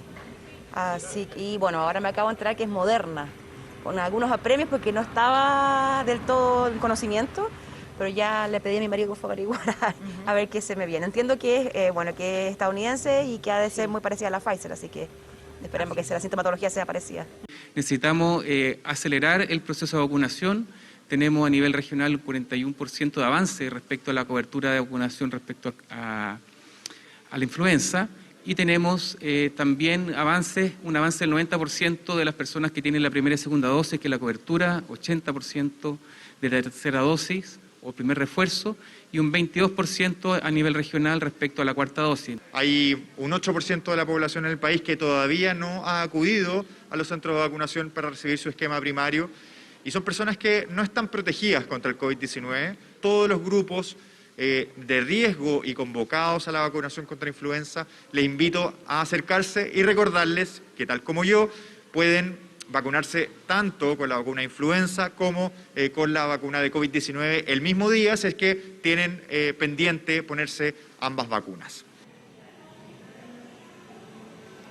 Claro, y una de las cosas llamativas también que anunciaba o daba a conocer hoy día el subsecretario de Salud tiene relación con la inoculación de la quinta dosis. Ahí el subsecretario señalaba que la Comisión de Respuesta a la Pandemia está estudiando cambiar la logística y que probablemente desde el año 2023 comencemos a inocularnos contra el COVID-19 una vez al año o dos. Eso se está estudiando respecto al tiempo de inmunización que se da después de la cuarta dosis, pero podrían haber anuncios próximamente respecto a eso, que sin duda es una pregunta que se hace la gente. Lo importante es que si usted tiene que inocularse la cuarta dosis, la tercera o cualquiera de las dosis de COVID-19 contra el COVID-19, lo pueda hacer dentro dentro de los próximos días. La información siempre está publicada en la página del Ministerio de Salud, pero nosotros les cerramos señalando que todas las personas mayores de 18 años que se hayan vacunado, ojo, hasta el 31 de octubre del año 2021, pueden acercarse a cualquier vacunatorio de Chile a recibir esta segunda dosis de refuerzo, que algunos también conocen, Andrés, como la cuarta dosis. Daniela González, muchas gracias por la información. Muy buenas tardes.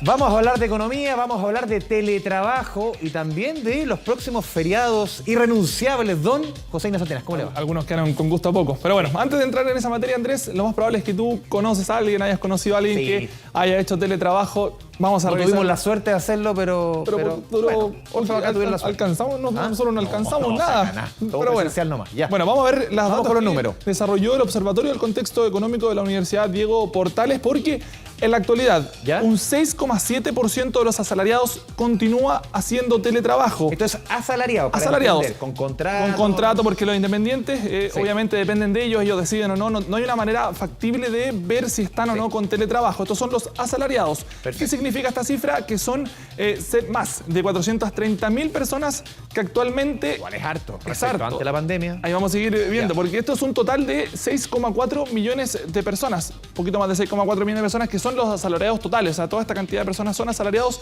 De ellos, 430.000 continúan con el teletrabajo. Vamos a ver cómo ha ido evolucionando esto con el tiempo. Mira, antes de la pandemia, casi inexistente, un 0,6%. Uno recuerda cuando se instalaba la discusión del teletrabajo, era una cosa que se veía como una quimera. De hecho, hubo un proyecto de ley que estuvo cerca de 2 años, que solamente la pandemia logró que se despertara. Después de una siesta durmiendo, que despertara para justamente regular, que llegó a su pic en la pandemia, entre junio y agosto del año 2020, con un 20,3%, después tuvo una caída cercana al 13%, y ese 14% de abril-junio es cuando nuevamente comienzan las cuarentenas. Sí, y aquí hay un punto bien importante, porque el gran golpe de la pandemia no fue sanitariamente, sino que fue el 2021. Pero económicamente hay que situarlo, el gran golpe, cuando la economía siente el remesón. Aquí la economía se estaba acostumbrando a funcionar vía COVID.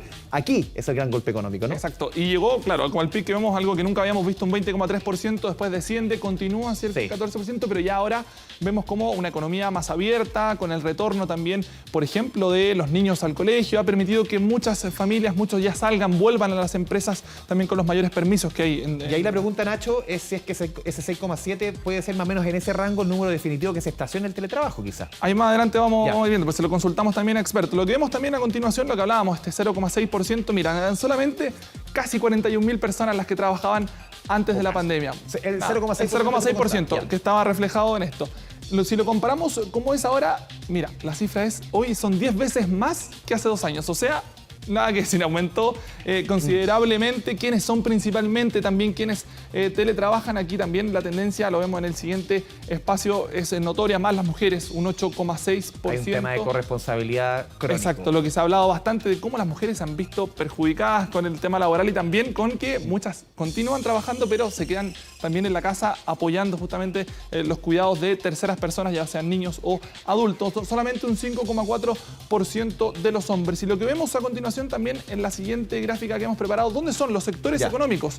Y aquí también lo conversábamos ya con expertos, son sectores que no necesitan tanto el diálogo con el compañero, el tú a tú, ir a una oficina. De hecho, en algún momento se hablaba de la vacancia, por ejemplo, que había en la oficina. Son justamente estos sectores, información y comunicación, hoy día un 35%, la actividad financiera y de seguros un 33%, y la actividad científica y técnica un 28%. Hoy día salieron números de vacancias de oficina y están, pero porque no es un buen negocio. No es un buen negocio, y se construyeron muchos edificios, en algún momento lo vimos, se construían edificios solamente para oficinas, y la pandemia les da este golpe. ¿Quiénes son? ¿Quiénes principalmente también se dedican al teletrabajo? Lo vemos en la siguiente gráfica también, Andrés, que hemos preparado, que tiene relación con las personas que están principalmente con estudios universitarios. ¿Cuántos estudios? Y se ha repetido durante la pandemia, Nacho, las personas con mayor cantidad de estudios, sean de posgrado o universitarios, son los que al final la pandemia menos los golpeó laboralmente. Exacto. De hecho, una de las razones del teletrabajo que permitió que no se perdieran tantos puestos. Ya. Y eso fue principalmente quienes, por ejemplo, están en estudios universitarios completos. Lo que decías tú, de este total de 430.000 personas, un 77% son quienes tienen estudios universitarios completos. 3 de cada 4. 3 de cada 4, solo un 12% de educación secundaria completa, y en el último espacio un 10% quienes tienen educación secundaria incompleta. Lo decías tú, Andrés, ¿qué pasará? ¿Qué ocurrirá en el futuro? ¿Se mantendrá este 6,7%? Se lo consultamos justamente a los expertos que analizaron todas estas cifras. Siempre va a ser positivo que dentro del abanico de opciones contemos con más alternativas de adaptabilidad. Mirando hacia el futuro, la tendencia a la caída de la prevalencia del teletrabajo debería continuar en los próximos meses, aunque a un ritmo más paulatino que lo que habíamos visto en meses previos. ¿Y en qué segmentos concretos esto podría permanecer en el tiempo? Esencialmente en las ramas de información y comunicaciones y en la rama de servicios financieros. Un teletrabajo entonces que se quedaría, Andrés, principalmente en esos sectores. Ahora cambiamos de tema. ¿Quedaste con gusto a poco este fin de semana? No, siempre queda con gusto a poco este fin de semana. Bueno, para eso, justamente para quienes están con gusto a poco, se plantea la nueva idea de un feriado. Hablamos de un grupo de parlamentarios que buscan declarar festivo el lunes 2 de mayo. Esto considerando que el Día del Trabajador cae día domingo. ¿Cómo se verá el futuro de esta iniciativa? Tomamos contacto con Felipe Gallegos, a quien además le damos la bienvenida. Bienvenido a Televisión Pública, don Felipe. ¿Cómo le va? Hola, muy buenas tardes. Claro, porque acabamos de terminar un fin de semana largo y la pregunta que muchos se hacen en sus casas es cuándo habrá nuevamente un fin de semana, un feriado más extenso para poder descansar. El próximo feriado es el 1 de mayo, Día Internacional del Trabajador. Sin embargo, corresponde a un día domingo. Es por eso que un grupo de diputados, particularmente de la Democracia Cristiana, durante esta jornada han presentado un proyecto de ley para decretar como festivo básicamente el lunes 2 de mayo y así de alguna manera compensar el día festivo 1 porque claro, al ser día domingo muchos trabajadores no van a tener el efectivo o el correspondiente día descanso. Por eso es que salimos a preguntarle a los trabajadores qué les parece esta idea, qué les parece esta alternativa de descansar el lunes 2 de mayo, esto para suplir por supuesto el día 1 que tradicionalmente correspondía a día festivo y corresponde ahora a un día domingo. Opiniones dispares entre los trabajadores. Pasemos a escuchar justamente lo que nos dijeron. Que no me conviene a mí por mi trabajo, porque yo trabajo de lunes a viernes y en esos días yo hago plata. Claro, si no trabaja no gana. No gano. En mi caso yo soy empleador, obviamente no me conviene, pero tengo que tener la mente abierta también que los trabajadores tienen una familia, ellos necesitan tiempo más para compartir y tratar de formar ese equilibrio. Yo no, en mi caso particular, lo permitiría. Sí, de todas maneras, porque un día domingo, ¿de qué vale? Si no podemos descansar, el día domingo, el único día que uno que tiene, pues. Este proyecto de ley es impulsado por el diputado de la Democracia Cristiana, Héctor Barría, y dentro de sus particularidades establece que va a ser día feriado el lunes 2 de mayo, cuando el 1 corresponda a domingo, y también cuando el día, o va a ser festivo, mejor dicho, el día viernes 30, cuando el feriado corresponda justamente a sábado 1 de mayo. Cuando corresponda a esa particularidad se van a correr los días para que los trabajadores tengan su respectivo día de descanso. Pasemos a escuchar justamente las palabras del diputado Héctor Barría, quien durante esta mañana habló en el Congreso Nacional cuando presentó este proyecto de ley que por supuesto ahora debe ingresar a tramitación y lo más importante quizás es que va a tener que tener harta celeridad para que sea efectivamente una ley. Nos atrevimos a presentar esta iniciativa que busca que no solamente el día lunes 2 de mayo sea declarado feriado, sino que a futuro, si es un día sábado, ¿verdad? Efectivamente, 1 de mayo, el día viernes que le antecede, sea declarado feriado. Todo este tipo de decisiones tienen efectos tanto en los tiempos de descanso, de bienestar, de empleo, el trabajo que entregan pymes y por lo tanto en ese contexto tenemos que hacer una evaluación primero de los efectos que va a tener una medida como esta. Pero ¿qué piensan los expertos respecto a este día feriado? Piensan básicamente que tiene pros y también contras. Lo positivo es que es un día más de descanso, puede aumentar la productividad, también favorecer a la salud mental, pero lo negativo, por cierto, es que tiene efecto económico. El lunes es un día productivo, un día laboral, y esto no se ha avisado con la respectiva anticipación. Así lo analizó, por ejemplo, el economista y experto laboral David Bravo, con quien tuvimos la oportunidad de conversar. Cuando las cosas se hacen a última hora es cuando tienen más impacto negativo. Precisamente porque si nosotros supiéramos que el próximo año vamos a tener un día de feriado adicional, ¿cierto? Las partes, las múltiples empresas, las grandes, las pequeñas, las medianas, se van a preparar y ya va a aparecer marcado en el calendario, ¿cierto? Y se va a organizar.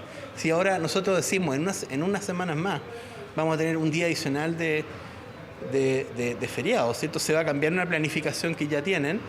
Fíjense que son 80 países los que conmemoran el Día Internacional del Trabajo el día 1 de mayo, particularmente sobre los festivos. Si es que esto no se aprueba, habrá que esperar hasta junio para tener un fin de semana largo. Recordemos que de 16 festivos que tenemos en nuestro país durante este 2022, solamente 7 corresponden a fin de semana largo, por lo que habrá que esperar entonces qué es lo que pasa con este proyecto de ley que busca declarar feriado el próximo lunes 2 de mayo.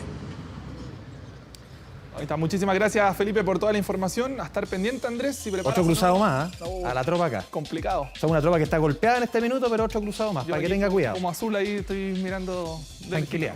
Ya, don Nacho Atenas, muchas gracias. Muy bien, Andrés. Nos está diciendo que nos vamos los dos. Despedidos, ya. 2 de la tarde con 36 minutos, nos vamos a la pausa y al regreso, todos los goles, las derrotas de Católica, el triunfo de Colo-Colo, el clásico que se viene, a la vuelta con don Rodrigo Orellano, y así Sergio Pinto. Rodrigo Orellano. Falta decir.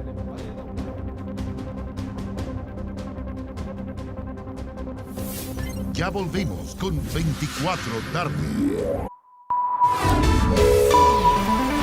Ahora. Volvemos con la información del momento. El Tribunal Oral en lo Penal de Viña del Mar dio a conocer la sentencia para los 4 condenados por el asesinato del empresario Alejandro Correa en Concón. El autor material del crimen deberá pasar 28 años en la cárcel. Hans Christensen nos cuenta más. Hans. Hola, ¿qué tal Andrés? ¿Cómo está? Muy buenas tardes. Los saludamos desde la región de Valparaíso con esta información de último minuto, una investigación que duró cerca de 2 años y que finalmente se concreta. Hoy día con la lectura de esta sentencia para quienes ya habían sido determinados como culpables el 31 de marzo del presente año, producto del homicidio calificado del empresario conconino Alejandro Correa, quien perdiera la vida luego de un crimen que fuera planificado por estas personas y que ustedes están revisando en imágenes y que hoy día justamente ya se ha determinado cuáles van a ser las condenas, las sentencias a las que se arriesgan, ¿no? Y que la Fiscalía había pedido cerca de 30 años solamente para el autor material. Y ponga atención, tú lo decías, Andrés, 28 años va a tener que permanecer dentro de la cárcel. Y para el autor material, justamente el Ministerio Público lo que ha determinado justamente es que va a tener que cumplir 20 años dentro de un recinto penal. Además, sin lugar a dudas, ¿no? Las penas que pesan sobre la persona que fuera cómplice de este delito, manejar el vehículo que se utilizó para cometer, ¿no?, este homicidio a sangre fría en la comuna de Concón, son 16 años, y para la pareja de Víctor Gutiérrez, solamente en calidad de cómplice va a tener que cumplir 6 años producto de este delito. Nosotros hace solamente algunos minutos pudimos ver cómo terminaba esta audiencia. Escuchemos. Se condena a Víctor Alfonso Gutiérrez Londoño, cédula de identidad número 14869375-7, en calidad de autor, de acuerdo al artículo 15, número 1 del Código Penal, del delito de homicidio calificado en grado consumado en la persona de Alejandro Correa, previsto y sancionado en el artículo 391 del Código Penal, a soportar la pena de 20 años de presidio mayor en su grado máximo y accesorias de inhabilitación absoluta perpetua para cargos y oficios públicos y derechos políticos por el tiempo de la vida del condenado, y a la sujeción a la vigilancia de la autoridad en el máximo que establece el Código Penal, sin costas. 2. Se condena a Víctor Alfonso Gutiérrez Londoño, cédula de identidad 14869375-7, en calidad de autor, de acuerdo al artículo 15, número 1 del Código Penal, del delito de homicidio simple en grado de tentado en la persona de Claudio Mucio, a soportar la pena de 4 años de presidio menor en su grado máximo, sin costas. Se le impone además la pena accesoria de suspensión de cargo u oficio público durante el tiempo de la condena. Recordemos entonces que este crimen tiene como antecedente una disputa por unos terrenos del empresario que habían sido tomados no por estas personas. Sí, fue a raíz de eso, de una demanda para que estas personas se retiraran de ese recinto, que finalmente deciden no realizar y cometer este crimen por encargo, perpetrado en mayo del año 2020. De alguna manera una sentencia que viene a entregar consuelo a una familia y a cerrar sin lugar a dudas este doloroso y lamentable proceso judicial. Hans, muchas gracias. Muy buenas tardes. Deportes. Vamos con todo el deporte, con todos los goles. Don Rodrigo Arellano, buenas tardes. ¿Cómo te va, Andrés Vial? Comencemos inmediatamente, no esperemos más. Nos vamos a la casa de uno de los punteros, al Estadio Monumental David Arellano, donde Colo-Colo le ganó por 2-1 a Cobresal. Dice, tengo que jugar con River y me programan para el domingo y no para el sábado. Molesto. Escuchemos a Gustavo Quinteros. Cuando pueden te matan. Te ponen a los 3 días cuando te pueden poner el día sábado. ¿Cuál es el problema de jugar el sábado? Si ya se jugó el clásico contra la U el día sábado, ¿cuál es el problema? No entiendo. Ahora, si vos programás y lo ponés el domingo, ya sabían que jugábamos miércoles la Copa, y te ponen domingo es porque te quieren perjudicar directamente. Yo no sé quién es, esto no es nada en contra de una institución, Acá no tiene que ver la federación ni el club, donde todo el mundo se queja que los equipos chilenos no pueden representar bien. Te ponen 3 días antes. No se juega la semana anterior. Yo la verdad que no entiendo, ¿viste? Yo no sé quién es. A mí me gustaría que salga y explique, ¿viste? Esa persona, porque todos tenemos una función. Yo soy entrenador de Colo-Colo y me perjudicó haber jugado esas... Está bien, le ganamos a Calera, pero no me importa. Suazo no pudo jugar. Yo no tengo nada contra la federación ni contra el equipo rival que vamos a jugar el domingo, pero me parece injusto.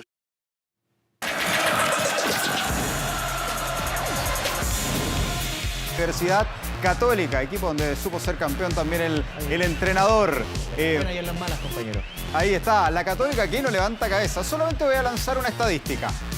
De los últimos 7 partidos ha perdido 6. Solamente como incorporaciones. Yamil Asad y otros que vinieron aquí a veranear. Acá, una de las más cercanas para la Universidad Católica, jugada sobre el final. Sin embargo, que también supo ser campeón. Mario Aguante, Salas comandante. Celebraba. Yo sé que en otro momento te gustaba más, pero igual la mostramos para ti y para toda la gente. Pero si hay que estar en las buenas y en las malas, Arellano. Colo-Colo y la Unión Española, punteros con 20 puntos, Curicó Unido 16, Ñublense 16, todos ahí en el grupo los 16 con Cobresal, Huachipato, O'Higgins 14, Everton 13 y la Católica, Universidad Católica, noveno con 12 puntos. Palestino 12, Universidad de Chile, Farol Rojo, ahí cuidado, tiene 11 puntos. Mira, está cerquita del descenso otra vez porque lo separa solamente los 10 de Huachipato, los 9 de Coquimbo, los 9 de La Serena y la Calera tiene 8, Antofagasta tiene 6. Cuidado, la Universidad de Chile que se vuelve a acercar a zona peligrosa. Y hay que saludarlo a él, porque también, sí, esto... ¿Su regalonta de cumpleaños? Mira, y ahí Dake, uno de sus amigos, lo saludó así, pues, se le fue a dar el feliz cumpleaños. Se le ve el lip, oiga. Sí, lavándose los dientes, ¿sí? Lo dejan tranquilo al pobre Ben, que fue saludado por el Blackburn, fue saludado por la Roja, lo saludó Mauricio Isla, también hay Vilas de la selección chilena, Vilmas. ¿23 años? 23 añitos. Una guagua.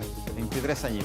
Y ahí está el Guaso Isla que le hizo un collage, incluso incluyó una foto de la imitación que Kramer le hizo a los dos. Lo ha dicho, uno de los que por lo menos más conversa le metió en la selección chilena, así que 23 años cumple Ben Britton Díaz, excelente futbolista, simpático y parte quizás de este recambio de la selección chilena. Veremos dónde va a jugar el próximo año. Premier League, Liga Española. Don Rodrigo, muchas gracias. Un agrado. Vamos a la última pausa aquí en 24 tarde. Ya volvemos con 24 tarde. Volvemos para despedirnos a 24 tarde con la imagen de lo que está sucediendo en el Congreso, porque minutos más comienza la discusión de los quintos retiros. Hablo de los porque se discute en la sala tanto el proyecto alternativo del gobierno como el proyecto universal planteado por parlamentarios hace algunas semanas. Todas las alternativas de esto lo puede revisar a través de la pantalla de nuestro canal de noticias 24 horas. Muchas gracias por informarse junto a nosotros. Muy buenas tardes.